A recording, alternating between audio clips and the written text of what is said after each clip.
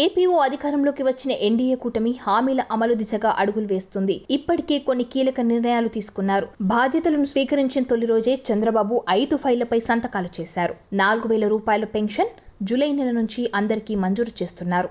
వచ్చే నెల 1వ తేదీన పెన్షన్ 65 లక్షల మందికి 7,000 రూపాయలు ఇవ్వడానికి ప్రభుత్వం సిద్ధమైంది.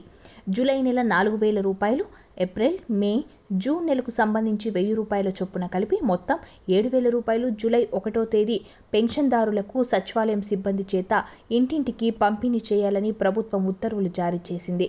అయితే ఎన్నికల సందర్భంగా బీసీలకు ఇచ్చిన హామీని కూడా త్వరలోనే నెరవేర్చాలని బాబు భావిస్తున్నారు. ఎన్నికల మేనిఫెస్టోలో 50 ఏళ్లు నిండిన బీసీల అందరికీ నెలకు 4,000 రూపాయల పెన్షన్ మంజూరు చేస్తామని చంద్రబాబు ప్రకటించారు.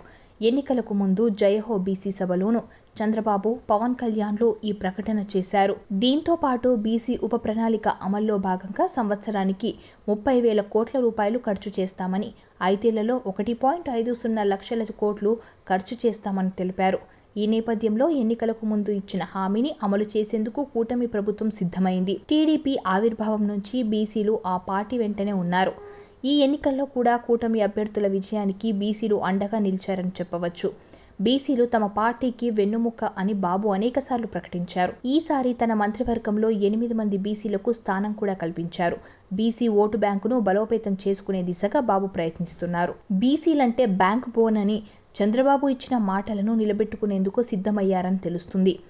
50 ఏళ్ల వయసు దాటిన బీసీలకు 4,000 రూపాయల పెన్షన్ ఇచ్చేందుకు ఫైలును సిద్ధం చేయాలని అధికారులను ముఖ్యమంత్రి ఆదేశించినట్లు తెలిసింది.